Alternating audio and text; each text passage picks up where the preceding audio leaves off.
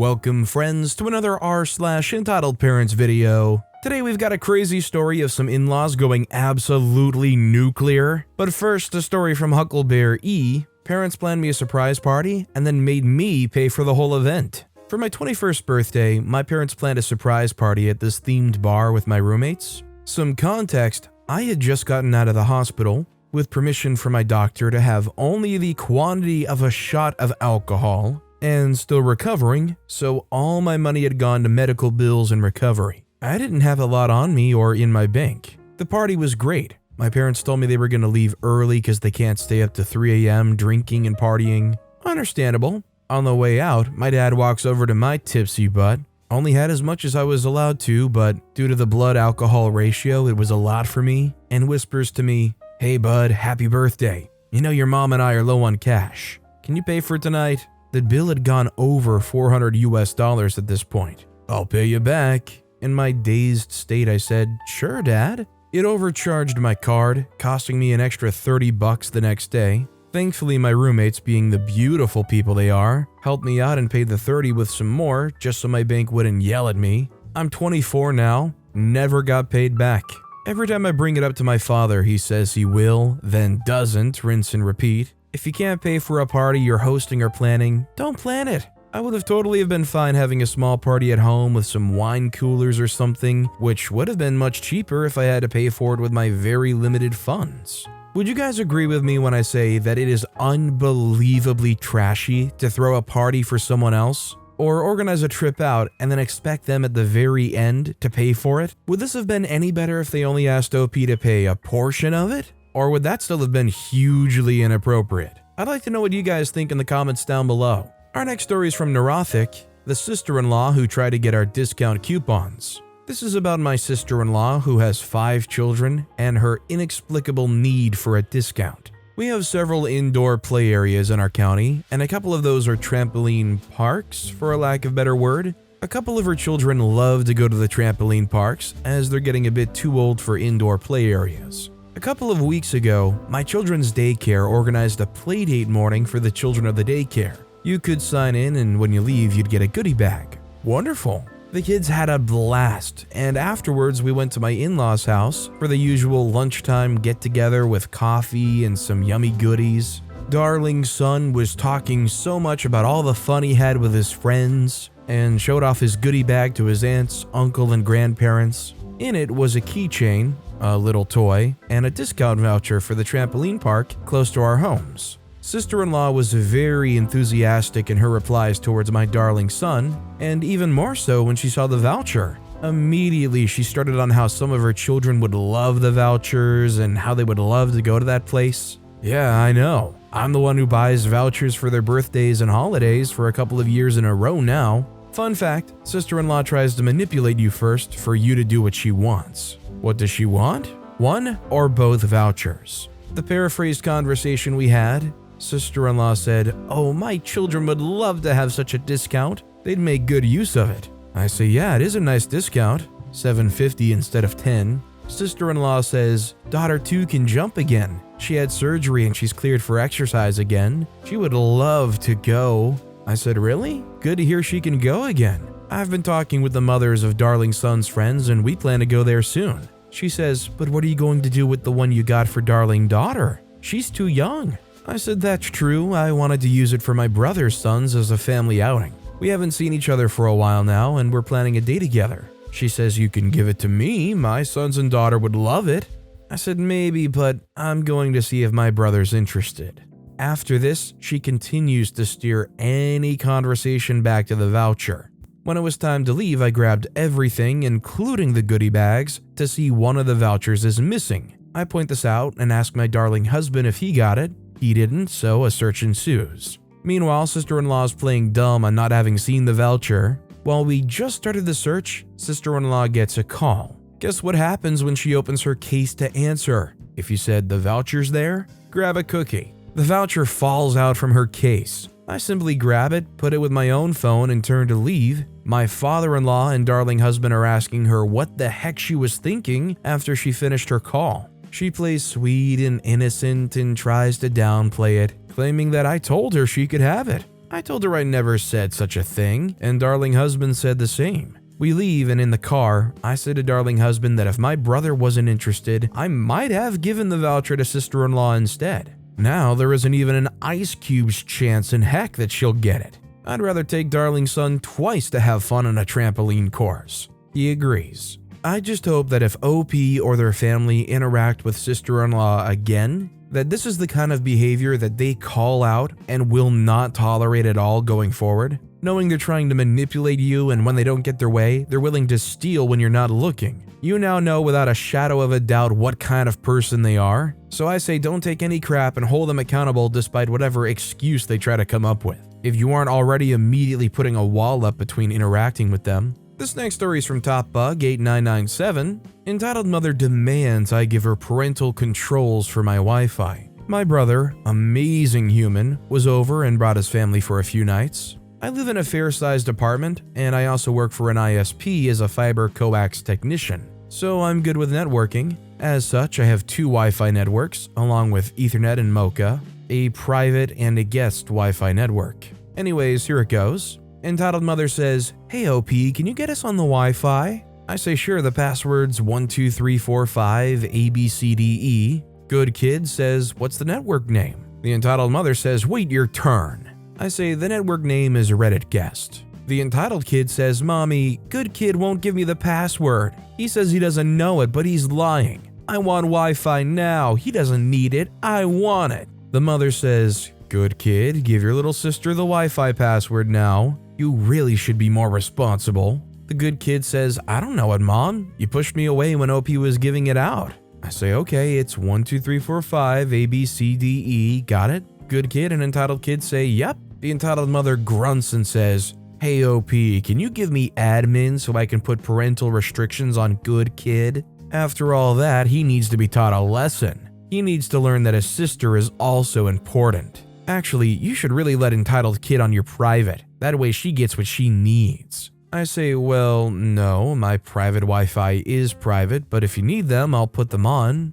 She says, No, that doesn't work. You see, I need to put them on for maximum effect. Please put your ideas as to what she wanted to do down below. I look forward to reading them. I say, "No, I'm not giving you admin. Tell me what the parental restrictions are and I'll put them on. And they'll also affect entitled kid too. Everyone's equal on my network." The entitled mother says, "I need admin, all right." And entitled kid has done nothing wrong. At this point, entitled kid had started hitting Good Kid, and brother goes in to split up the fight. The entitled mother says, "See, he deserves it after fighting with his sister. Let me do it." I say, "No, that's the final answer." That ended the fiasco until my brother called me the following week. He said, "Hey OP, my wife just got something called Circle, and apparently next time she's at your house, she's going to plug it in to control your Wi-Fi." I said, "Well, tell her I said no," and he says, "Will do, bye." So that's that. Fun, right? Please let me know what you think. I'd be glad to help out anyone with network problems as well. I mean, besides the obvious that you're not going to give somebody else admin access to your Wi-Fi setup, can I point out that not everything is created equal as far as parental restrictions go? I mean, most routers nowadays have a built-in restriction thing that's pretty easy to figure out, but it's pretty rich to assume that somebody's going to just give you free reign to mess with their network, let alone the fact that this was all very blatantly being just really unfair on Good Kid. I feel bad for that kid, and I don't understand how the father isn't doing anything about it. Honestly, I think OP needs to call them out on it. I guess you just don't want to start that beef with somebody like entitled mother. By the way, if you're enjoying these stories, make sure to hit those like and subscribe buttons down below so you never miss any of my daily videos. Our next story is from the Jan. My parents-in-law went nuclear for not offering my brother-in-law high salary.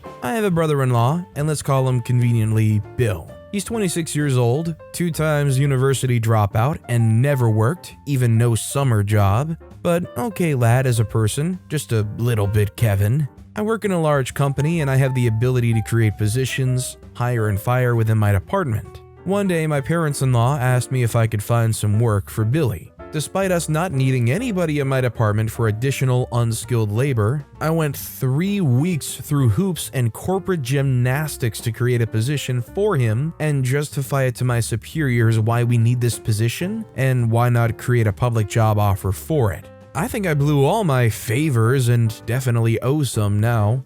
The day finally came when I received a contract for him from HR. He was supposed to be a back office administrator, or in a human language, clerk. The salary was set a tiny bit under national median for this position, but I simply just could not justify more. This weekend, I brought the contract to Billy, who lives with his parents, and presented him the contract, and here we go. For perspective, $1,300 netto here is the average living cost for a single person outside of city centers. I say, and here's your salary, the bottom line, which shows what'll appear on your bank account after tax and social security. Billy says, 1,300 euros isn't much, is it? I say it is an entry position, and your job is really just pulling from archives or archiving with occasional data entry, but see here, I pointed at the benefits. Each year you're eligible for a certain salary increase. Billy says, I thought I'll become your partner or something like that. I say, well, you're going to be something like my assistant.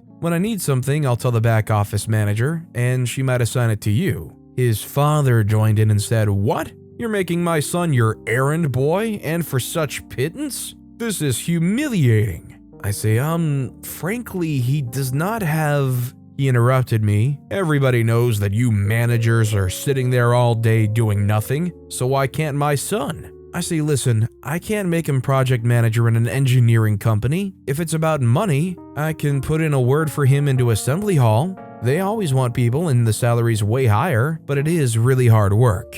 Father says, grease monkey? Like some Eastern Europe immigrant? I say, that's actually also quite a bit of a qualified worker position. I meant like assembly worker on belts. Hard job, but as I said, a better salary, including paid overtime with more vacation than I have and actually a pretty decent chance of promotion. The father says, why don't you just put him in a coal mine right away then? Or better, make him... I say, we're done here. Billy, if you don't come tomorrow at 7 a.m. to my office, I'll put this offer to the Ministry of Labor for active job seekers, and good luck with your CV. The father says, and this married my daughter? I slam the door. Topics he called about afterwards with my wife. Your husband thinks so little of us that he wanted your brother to be his lackey for $1,000 a month. Now I'm happy you don't have kids yet. He'd probably put them on a farm field. If he abuses you, let me know. I'll knock his teeth out. The conclusion, he came today at 7 a.m. to my office to see those assembly belts, despite the wishes of his father, but with encouragement from his sister, my wife. Glad I could vent my frustration and anger with you here, dear editors, and at the same time amuse you. May your poop scrolling at work be fruitful. Honestly, I feel like this story is an example of why, unless you are sure you're going to make it work, like this is somebody that you cannot not get along with, that you should probably just say the company just isn't looking, or like I just don't have that kind of pull at my company, because it's just such a bad idea to get in business or work alongside family like that, ones you're not particularly close with or don't think very highly of. I mean, OP's sticking their neck out here pretty hard for somebody that I don't think they really have that much faith in personally. Our next story is from MLS 0510. I'm buying a house, and my parents didn't care until I didn't invite them. Kind of a success story in dealing with them. I've known exactly what I wanted for as long as I can remember. If it's achievable, I go after it. One of those things was a house, specifically a white farmhouse. I've been living in an apartment for 9 months now, and my lease is over on the 12-month mark. I have a couple thousand saved up, and I've been working on my credit for a year. It was a perfect time to start looking, and if I found something I liked, I'll get it. A family friend is a loan officer, and she recommended a real estate agent. We meet up, make a plan, and I get the process started. At that point, I knew I should probably tell my parents to prevent any debates or arguments about it, and they owe me a couple thousand too. I go to lunch at their house every Tuesday, and I work up the courage to bring it up as I'm about to leave. I say, hey, I've been talking to the loan officer, and she recommended this agent, and we started looking for houses. I get no response from either of them, and they don't even look my way. I continue by saying, I know that you guys still owe me some X amount of money. I don't need it, but it would be extremely helpful in this process. It takes a minute, but my dad goes, well, we have to pay $20,000 in taxes for this quarter. They own 2 businesses, so I can't pay you for a while. My mom still won't look at me. I say okay and I leave. They never mention it again. A couple of weeks later, I'm now touring houses. Throughout those weeks, I try to drop hints. and tried to include them in this process, but they seemed completely uninterested. I go look at my first few houses and I'm considering putting an offer in on one, but I wanted to look at it one more time and see another house first. My sister's also interested in buying a house, but for now she's just watching the market and she sends me different ones to check out. This one she sent me, I'd already asked my agent about, and I give her a call to tell her about it. My sister answers and my mom's with her. About 5 minutes through the call, my mom takes her phone and starts talking to me. At first it's cordial, but then she says that my dad doesn't feel included and it's making them upset. I say, well, I didn't know either of you wanted to be included. Now, this conversation should have ended with them asking if they can come along to a house showing, but instead my mom gets defensive. Now she starts going off. She brings up everything that I do that she doesn't agree with and how I'm ruining my life and making terrible decisions. This goes on for 2 hours and 45 minutes, and yes, I looked. This has already been such an anxious week for me and I wasn't sleeping either. This was just the icing on the cake. I was done.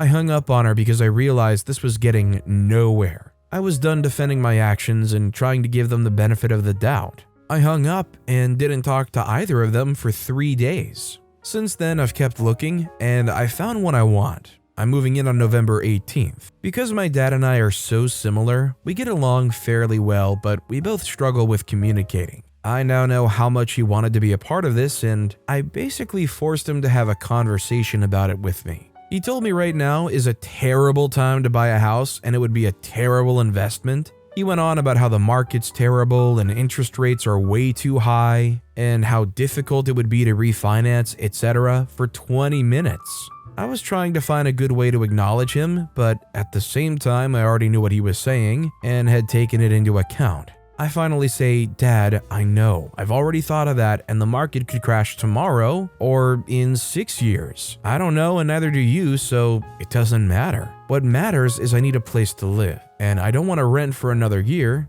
If I'm able to buy it right now, why shouldn't I? He agreed with me, and since then I've tried my very best to include him in this process. I brought him to the house, and later that night, he told me how proud he was of me and that this was a huge accomplishment. I got my white farmhouse, and I can't wait to make it my home. I don't really have a question, but I wanted to share. I stuck to my boundaries, gave a whole lot of grace, and communicated as best as I could. It was a rough start, but a good ending so far. I think even beyond the housing market, the ideology that the father expressed here is always a tricky one to navigate. Whether you're following the price of a gaming console that you want or a piece of furniture you really want, or a stock maybe, or even like a cryptocurrency, if you're in a situation where you can afford it and you want it right then and there, but you're thinking, oh well, it might hit a bubble and it might drop off really quickly if I just wait another month, or maybe another year. It turns into like almost gambling that you're preying on some kind of noticeable dip happening so you can feel better about yourself.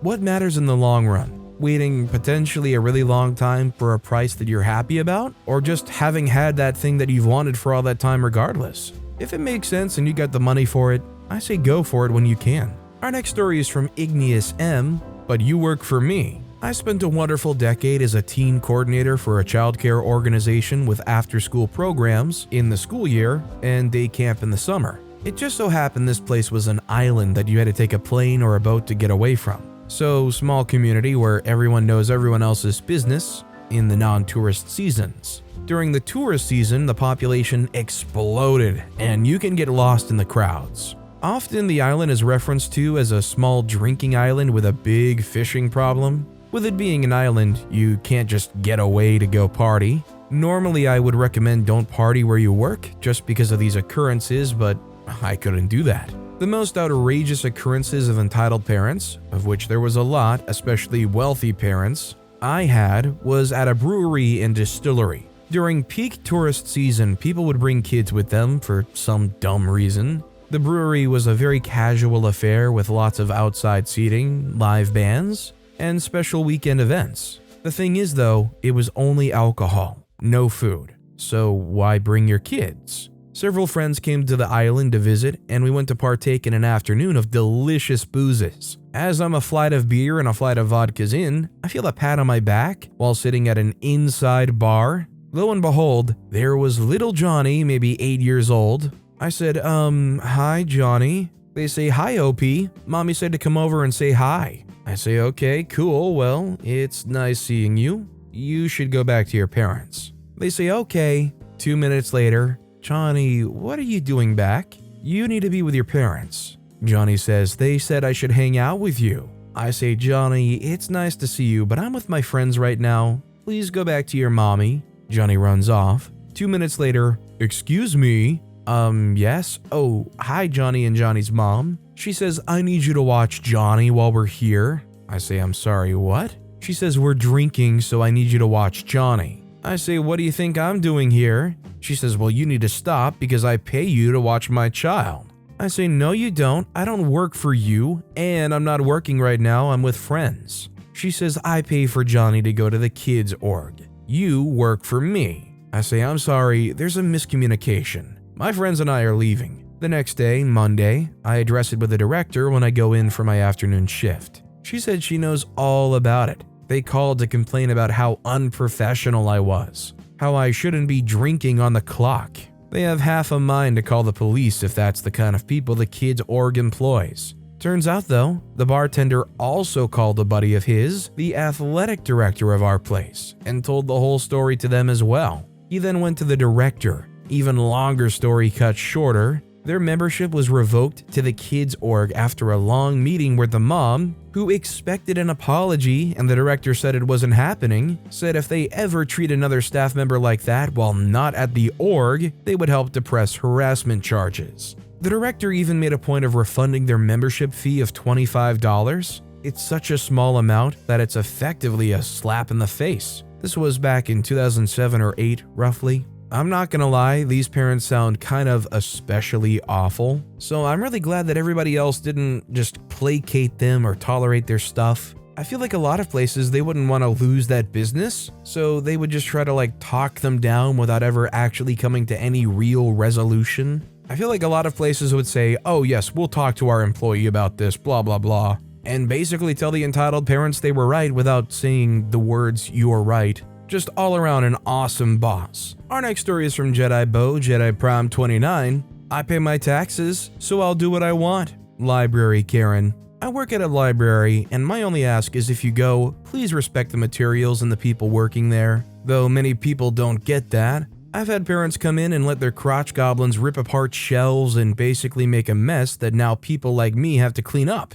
Now, kids make messes, I get it, but these people are on a whole other level. My first experience was with this little hellspawn flinging books all over the place, and I silently put them away. The father couldn't handle it. He asked me to stop so his son could put the books away. I told him in my nicest customer service voice, I'm sorry, sir, but I have to... No, my son needs to learn how to put the books away so he can work here someday. The kid was legit like 3. I don't know why you're teaching your kid to file books at 3. Improperly, mind you. I left to get one of my supervisors because the man's kid was destroying this shelf. The problem with children's books is that they're either skinny or thick, small or short, while adult books are typically of the same size and shape. By the time I returned, the guy and the kid was gone, and the entire section was ripped apart. Luckily, this was JP, which is picture books, so it only took 30 minutes to properly fix everything. One Karen was in the process of watching her hexspawn rip apart the geography and weather section of the kids' nonfiction.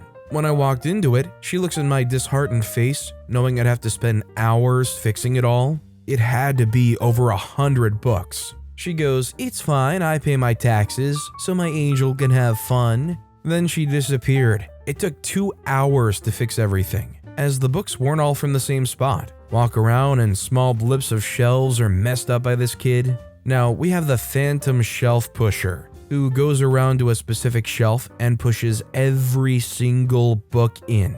Every single one. And I know it has to be a kid. It only happens in the afternoon, and it only happens when school's off or after school. I've seen parents just stand by as their kids push in shelves or rip them apart. It's not just an annoying OCD thing, it's also hard for patrons in mobility devices or patrons with disabilities to reach pushed-in materials. My post is more just a deep ask than anything else. If you're a parent or not, teach your kids or yourself to please respect libraries. Respect our materials and respect the staff working there. We all try our best to make libraries inviting and a place for everyone to be happy. Don't go ripping up stuff because you pay your taxes. I pay my taxes too, but you don't see me letting a horse loose in the hospital. The library is not just yours, it's everyone's. Thank you. It's a travesty that people don't respect these places that are there to allow you access to so much free information and entertainment. I mean, a lot of libraries even have like games and movies that you can rent. I've even seen some libraries online that have stuff like cooking utensils, like pots and pans that you can rent out. These places are awesome, and to not respect them and to not teach your kids to respect them, anybody that does that should be ashamed of themselves. Honestly, I wish I appreciated the public libraries more as a kid because, looking back on it, it was honestly fun going. Our next story is from Gothic Rat 14, entitled Mother Tries to Find Me at a Haunted House. Okay, so I'm a scary actor, and I work at a haunted house. I love my job and I love seeing people's reactions, but some people are just insane. I'm doing my normal thing and I can hear someone brought their kid and they're sobbing. In the room before mine, there's someone who grabs your ankles and they touch the kid, freaking them out. My job is to slam this dull machete against the barrel, making a loud clang. I jump out and start snapping at them with my mask when the mother loses her mind, screaming something along the lines about the next person who scares her kid and what she's gonna do with them and how she's gonna beat our butts, yada yada.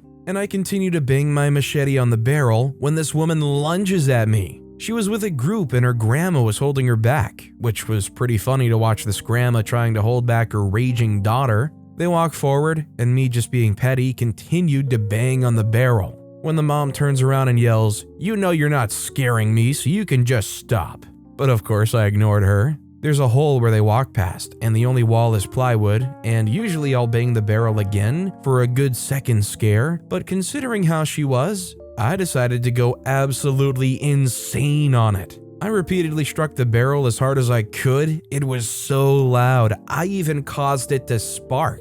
The kid went ape-poop.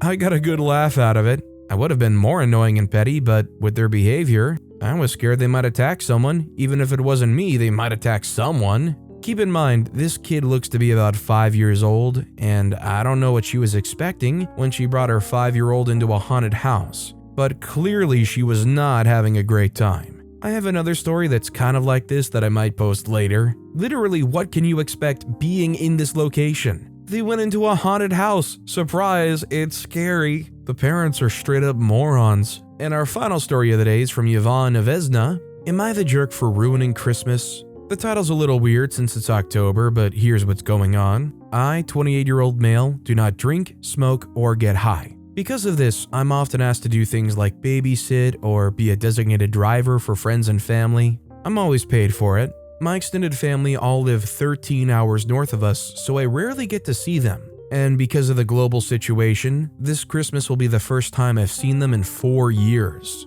The issue? I have an aunt who's basically on thin ice with my entire immediate and extended family. She's one of those brutally honest / no filter types of people, but cannot take what she dishes out. Since 2017, she'll occasionally foster children, but not so much for their own benefit as it is to just make her look like a good person on social media. She's been repeatedly told that they can't come to family gatherings because everyone in attendance is usually drinking, including her, and she repeatedly tries to get other people to watch them for her. I received a Facebook message from her 3 days ago. I had her blocked, but she apparently deleted the old account and made a new one. The message basically boiled down to her asking if I can watch her kids during Christmas because she knows I don't drink. I haven't seen my family in 4 years, and she knows this, but she wants me to ignore them to watch her new foster kids. I didn't reply, but instead screenshotted and sent it to my dad, her brother. I've since learned that the entire family has cut her off for this, and as everyone is super pissed at her actions, and things are tense. No one really blames me, but I feel like there's going to be drama come Christmas time, and it'll be my fault for causing it. So, am I the jerk for potentially ruining Christmas? I don't care how anybody thinks, treats, or cares about OP in this situation. They are not the ones responsible for watching someone else's kids during Christmas. And I think it is wholly unfair to expect anybody to babysit some kids when they want to do their own things and they haven't even seen their family in 4 years anyways. But with that being said, that's all the time we have for today. Now, if you want to hear another absolutely crazy entitled parent story, check out that video on the left. Or if you missed my latest video, check out the video on the right. That said, I'll see you all next time with some more stories.